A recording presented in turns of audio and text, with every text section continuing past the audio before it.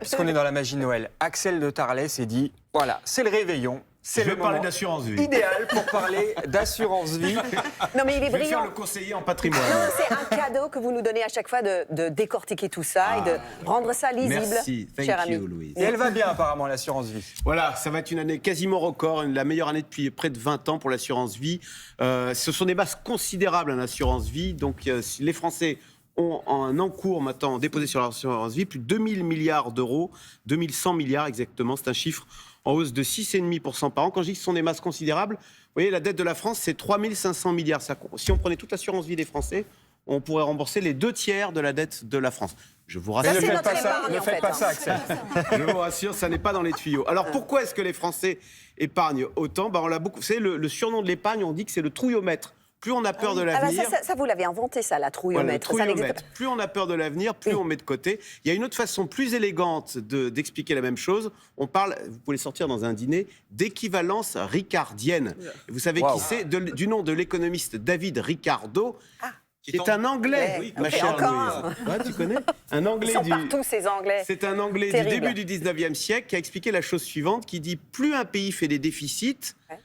en fait, il dit que les déficits d'aujourd'hui sont les impôts de demain. Donc plus un pays, parce qu'on se dit que s'il y a des déficits, un jour ou Il va falloir l'autre, combler. le gouvernement va finir par augmenter les impôts. Et donc il explique, cet économiste, que plus un pays fait des déficits, plus les gens épargnent pour payer les impôts. Et comme en ce moment on fait beaucoup de déficits, du coup on va regarder le taux d'épargne des Français, il est au cocotier, 18,7%.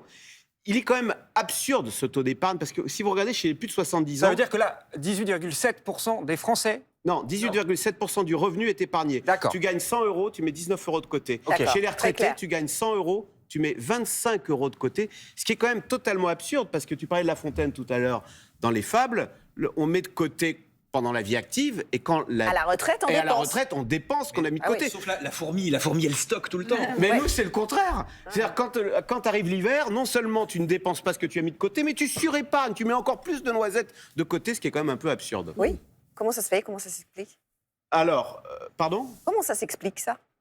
C'est le trouillomètre, c'est l'équivalence ricardienne, c'est D'accord, David on a Ricardo. peur, on Voilà, a peur, c'est-à-dire on a l'idée peur.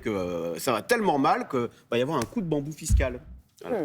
Alors, il y a une autre explication qui explique ce taux d'épargne record, ce succès du livret A, c'est que ce succès de l'assurance vie, c'est Oui, que le c'est livret différent, A justement. a moins la cote. Pourquoi le livret A a moins la cote? Parce que son taux ne cesse de baisser. On va regarder ensemble le taux du livret A. Voilà, les Français continuent de vider leur livret A. Ça, c'était la star, hein, le livret A. C'est ce C'est que la tout star. le Alors, monde les faisait volumes avant. sont beaucoup plus petits, parce que un livret A, en moyenne, il y a 7000 euros. Vous voyez, on n'est plus dans les milliards de l'assurance vie. C'est beaucoup plus populaire.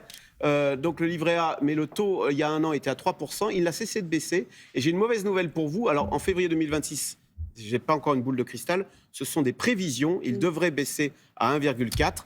Pourquoi? Parce que l'inflation ne cesse de baisser. Donc, si le livret A est moins intéressant, que font les Français? Ils vident leur livret A, ils mettent leur argent sur l'assurance vie. Merci beaucoup, Axel. Et on Merci, sait quoi Axel. vous acheter à Noël. Donc, boule de cristal, c'est ça que vous voulez. On va essayer de se cotiser pour faire ça.